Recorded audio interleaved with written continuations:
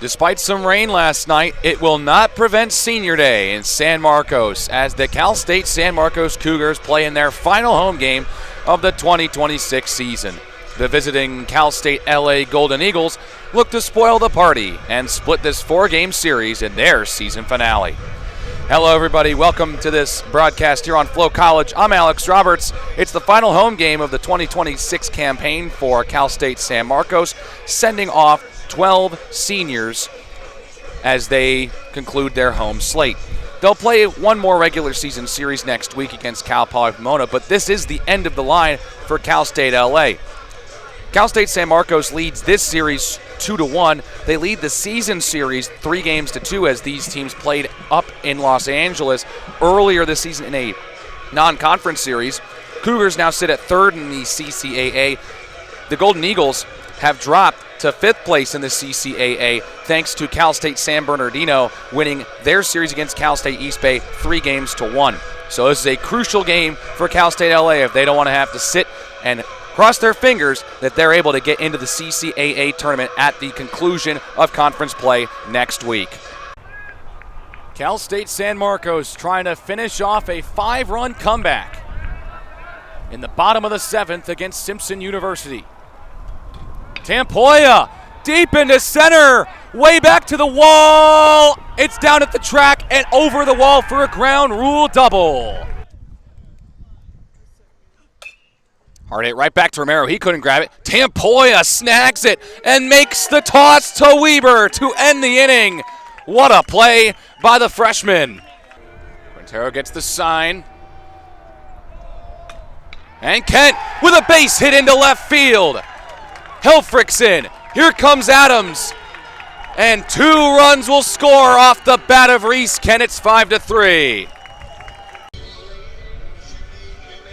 Top of the order for Cal State San Marcos in the bottom of the 5th. It's Cannon King to stand in. His 4th plate appearance of the game. He is 0 for 2, but has reached twice. Got on with a hit by pitch to start the game, and then reached via error in the 2nd.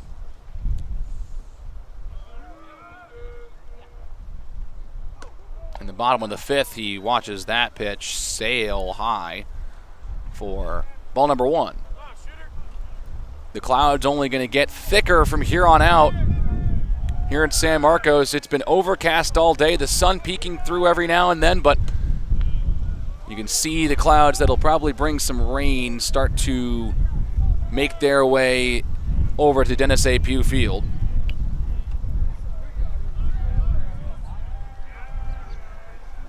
One ball, 2 strikes. That's ball 2. So with the rain, it'll likely postpone the start of the game tomorrow that these two teams will play. Of course, nothing is finalized. It's currently scheduled to go on at noon. 2-2 pitch. Just misses, ball 3. So make sure you stay in tune with each team's social pages and each team's websites to make sure that you know if this game gets pushed back, canceled, or will start at 12 o'clock noon tomorrow. Cannon King goes down on strikes. That's out number 1 in the 5th. Brings up Michael Ryan, who also does not have a hit in this game, but has reached on a fielder's choice hit back in the 1st, had a sac bunt in the 2nd, and then flew out to center his most recent time up.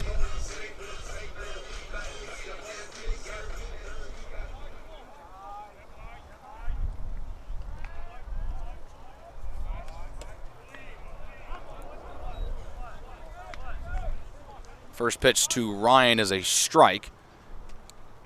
Did not have an at-bat in Game 1 earlier today. He came in as a pinch hitter in the bottom of the 9th and was hit up at the helmet region on the first pitch that he saw, though he did grip his right shoulder a little bit as well.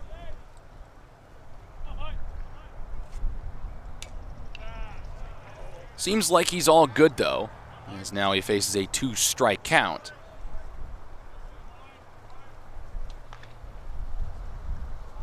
time in between games probably proved very helpful to ail whatever happened to the shoulder.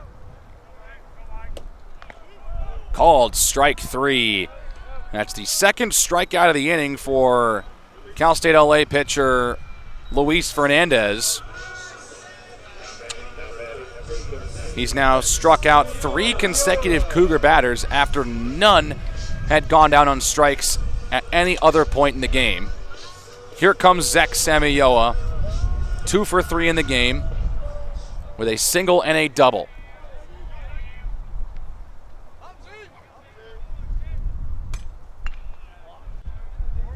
And the power bat for Cal State San Marcos with a foul ball off to the right.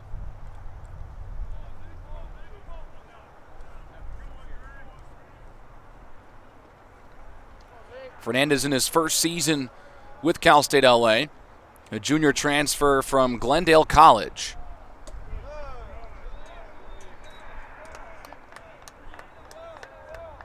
A local product out of Los Angeles, California.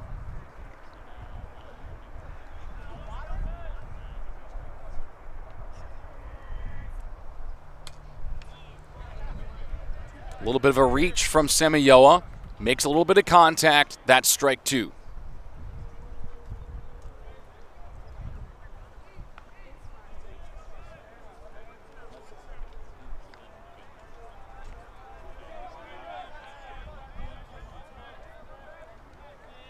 Samayoa and the green complimentary accessories will watch that pitch go for ball 2. He's always had a unique flair to his uniform. He's wearing green accessories today. You'll also see him wearing pink a lot of the time. And that's ball 3 to the designated hitter.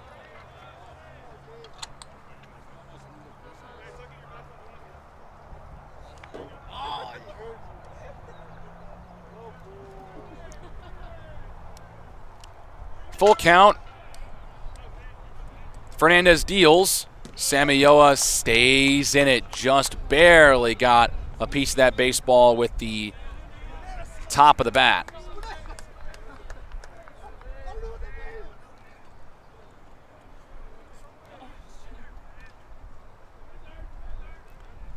Three balls, 2 strikes. Here comes another full count pitch from Fernandez. A high towering drive to left field, and it dies out at the warning track. Samayoa just a few feet away from tying the single season home run record in school history. That's the end of the 5th. 11-1 still the score here in San Marcos. We head to the 6th. Benavidez stands in. And we're underway from San Marcos.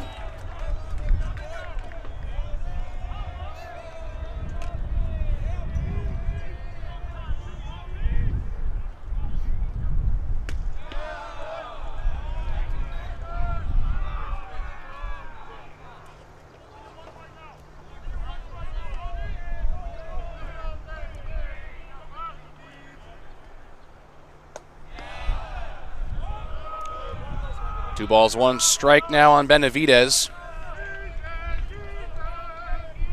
This will be his 23rd start, second fewest among starters today for Monterey Bay. Got a piece of that pitch. It clunks off the mask of Max Shore, the catcher. And so Wendler with a chance for strikeout number 1 on the day. Leads the team in strikeouts with 43 of them. Fighting through that pitch is Benavidez.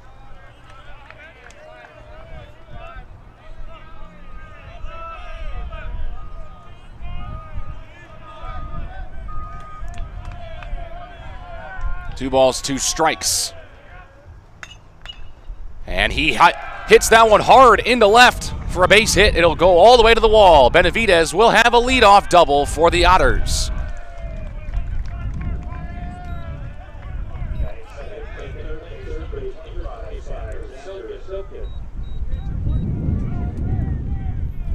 So a good start to this series for Monterey Bay. And they've won back-to-back CCAA titles. Going for a three-peat this season. They finished atop the CCAA with a 26-14 conference mark last season. They defeated San Francisco State in the title game 12-8. In 2024, they were also the top-ranked team in the conference by a half game over these San Marcos Cougars, finishing 27-13. While San Marcos finished 26-13 in conference play. And in the conference tournament, Monterey Bay ended up defeating San Francisco State again for the conference title after losing in the championship stage. With it being a double elim tournament, they got an extra game to crown themselves champions, and they made the most of it, winning 12-9 in that one. San Marcos did not win a game in that CCAA tournament, being knocked out by Cal Poly Pomona and then San Francisco State, who also knocked out San Marcos in the opening round last season. 4-pitch walk to Silken, which brings up James Starkus, who has been nothing shy of outstanding this season for the Otters.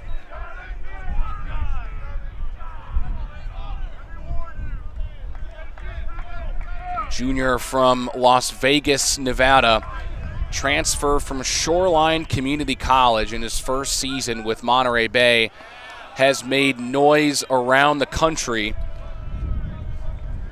He's won CCAA Player of the Week twice this season and comes into this game leading the conference in average among a plethora of other metrics. He's hitting .427 this season.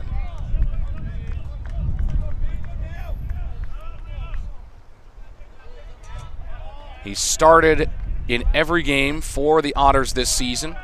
One of two players, Xander Silken, who stands at first base, the other.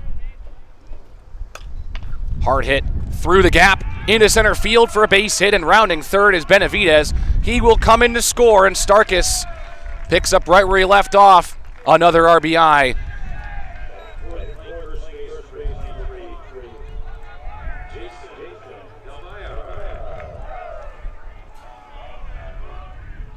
And so Monterey Bay jumps out to a 1-0 lead early with nobody out here in the top of the first. It's Jason Del Villar, who has also been very, very good for this Otters team. Transfer from Sonoma State, though he did not play for the Seawolves in his time there.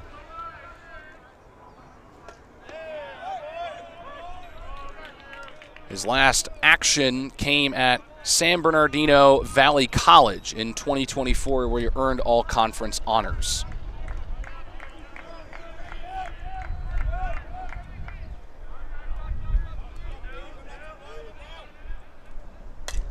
Goes after this pitch, and it's over the head of Larson into right. Rounding third is Silken, and he will score. Starkus to third. It's an RBI single for Del Villar. And quickly, it's 2-0 Monterey Bay. So Lehman will come up to the plate, and we'll have our first mound meeting. Here comes Mark Seiler.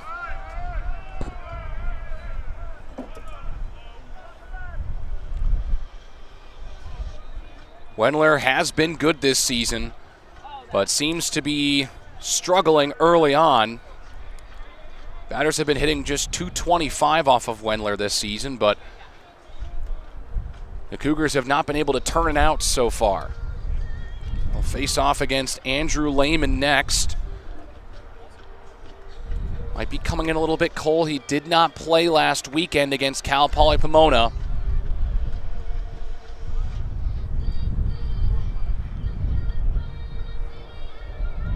Trying to calm down his starting pitcher, P.J. Wendler. Brings the infield in. Runners on the corners for Monterey Bay. Starkus at third. Del Villar at first.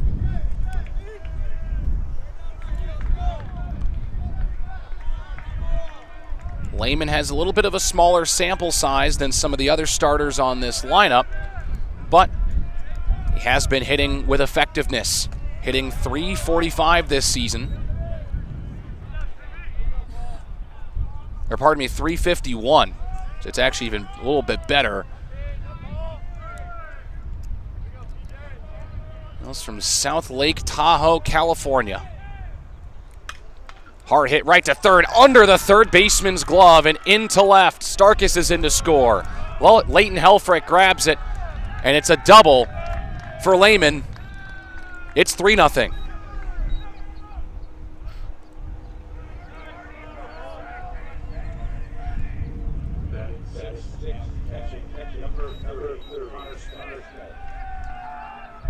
Connor Smith, the catcher, to stand in. Still nobody out. 2 runners in scoring position. Out in the field for San Marcos, it's Max Shore behind the plate. Michael Weber at first. Jake Larson at second. Christopher Tampoy at third. And Steven Espinosa at short. It's Leighton Helfrich out in left. Jacob Embleton in center. And Cannon King out in right.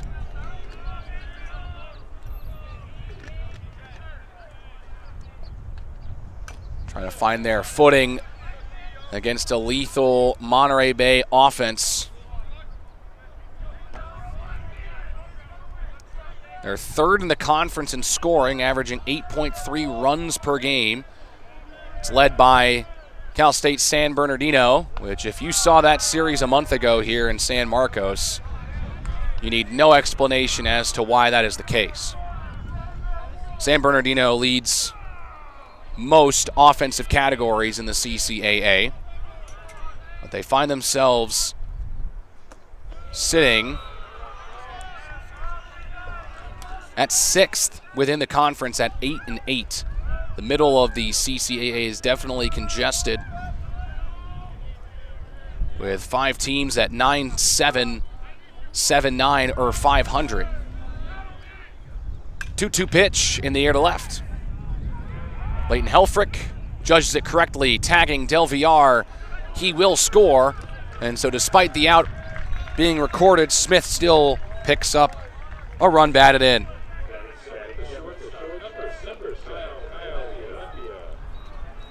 And so it'll be Olympia to come up to the plate.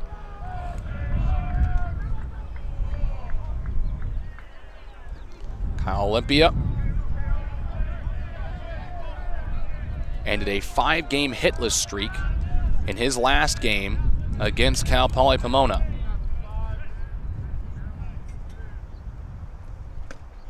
A redshirt junior transfer from San Francisco State.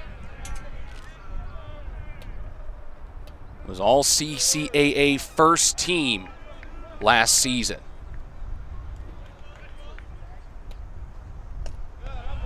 So a returning star for Monterey Bay.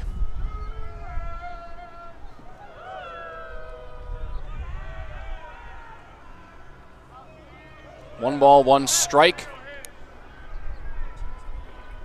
with a runner at second. So there's 2 balls and 1 strike now on Olympia.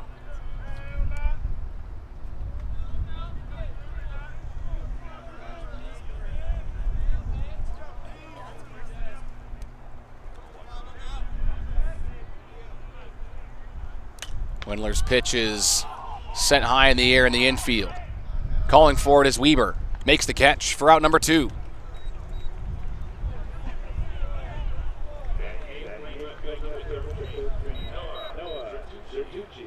And so the 8th batter in the lineup for Monterey Bay is Noah Zertucci.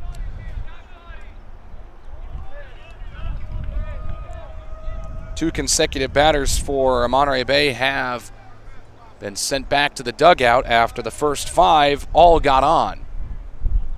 They have scored 4 of them. Zertucci trying to score the 5th. Andrew Lehman, who stands at second base. PJ Wendler trying to close out this inning and get back to the dugout, get his offense a chance to hit.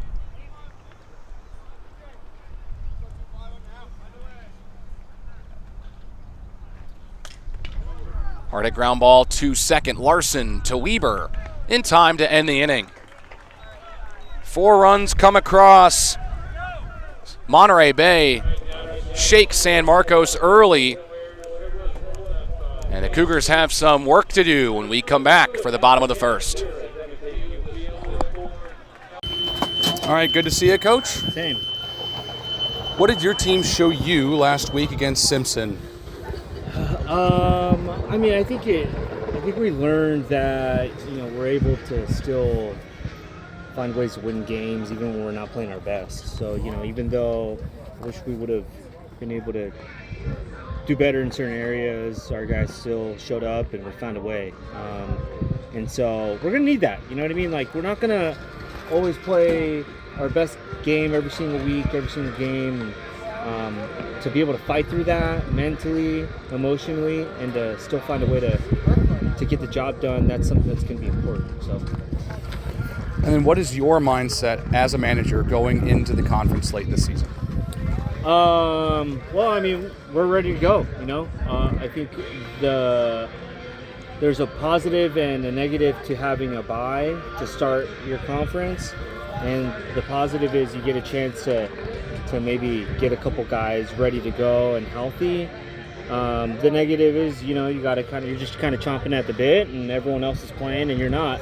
But at the end of the day, I think our guys are eager and ready to go. We're excited knowing that non-conference is done, and we feel like we put ourselves in a pretty good position with our body of work there. And now as we kind of move on to the second chapter of our season, which is conference, there are no letdowns here. There are great teams and really, really competitive teams every single week. And so our guys are aware of that, and we're just ready to get after it and compete our tails off. And then CSUSB is kind of all gas, no brakes. How did you guys game plan for such an explosive offense? Yeah, they're really offensive. They've always been pretty offensive. They play in a similar type of environment as we do, pretty offensive park. So, for us, we got to make sure that we're keeping the ball down. We're throwing strikes, no free 90s, so taking care of the baseball. One of the things with the team that's pretty offensive is you can't give those guys extra outs, extra at-bats. And if we're able to take care of the ball on the defensive end and our guys are executing pitches, and we feel good about where we're at. So as far as where we're at, offensively, I think we have a pretty good lineup, top to bottom, and those guys have been struggling a little bit on the mound, so hopefully we're able to capitalize on that. All right, thank you very much, Coach. Coach. You got it, man. Thanks.